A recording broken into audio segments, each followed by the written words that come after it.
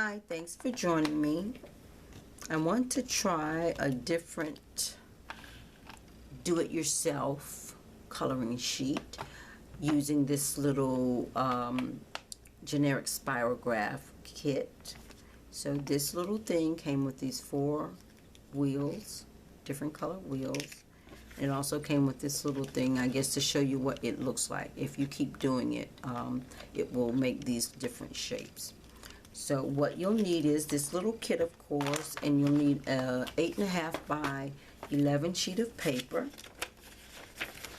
And what you want to do with the 8.5 by 11 sheet of paper is fold it in half, then fold it in half again, so that you have this small shape that you can do up to 4 different coloring sheets, and then strike out and start coloring them. I usually make at least 4 at a time before I start coloring them. Alright, so we're going to try something with these. I'll add it in here first. You just open this. It has this little plate in there. That's your little drawing surface. And if you place this in here just so, it will just barely miss the 2 sides here. And I'm going to use these, but I want to make sure I use one that I think will keep the shape inside on that spot. I'm going to have to, you know what, that's going to put it right in the middle for me, and I don't really want it in the middle. So I'm going to bring it over here to the side. Let's see what it does.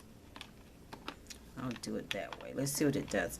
I want to get just a shape.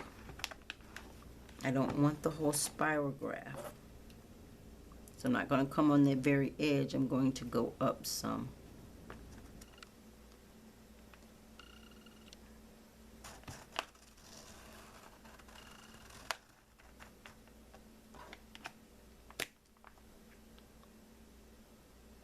I like that oval.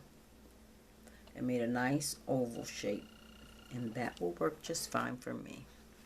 Now let's see, can I get this in there? Can't get the fox in there.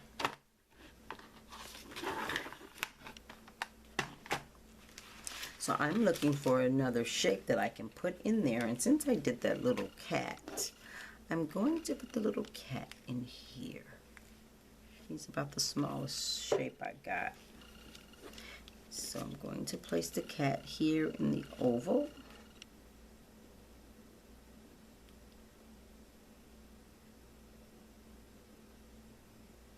Just because.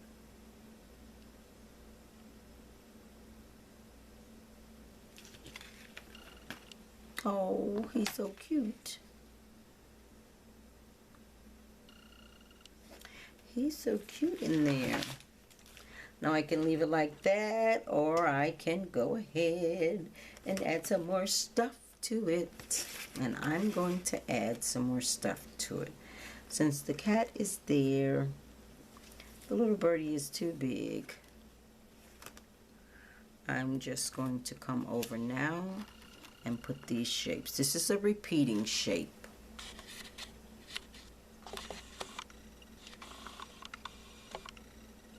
And that's my focal point. So now I'm going to add these shapes around like I did in one of the other videos. I'm going to add these shapes around, about, all over the place.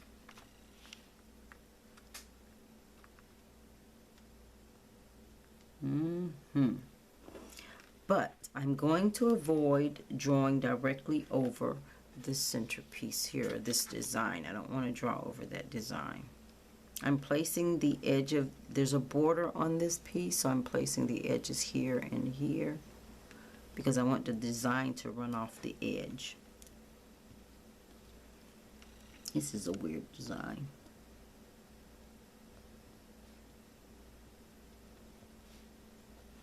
And I'm just going to do this.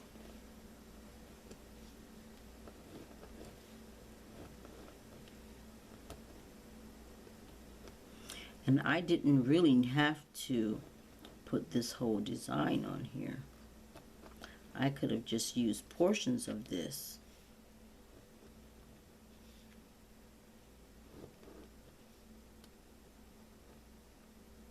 Just create interest.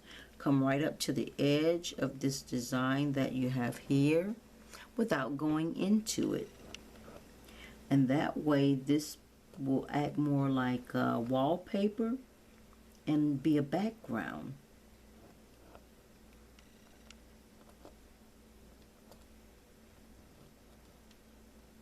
That's what you want.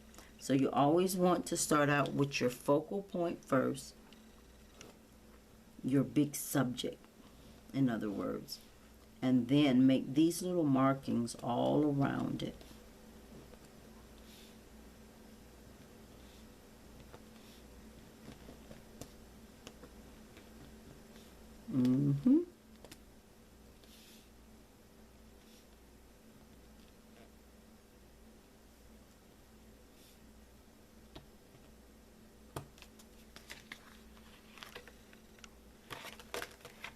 There. And so you see I need markings here.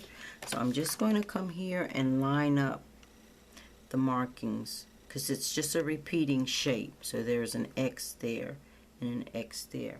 So I'm going to come on here and find an X. In both of those spots, line it up here, and the design will fall where it's supposed to on that side.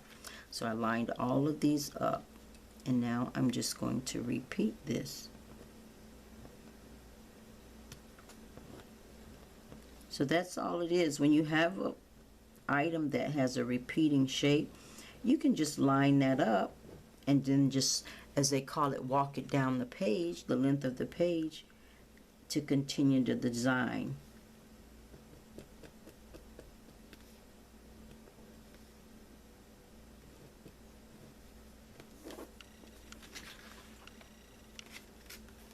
I'm missing this little mark right there.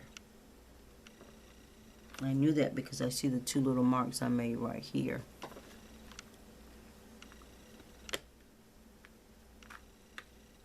And it's up to you how you paint these.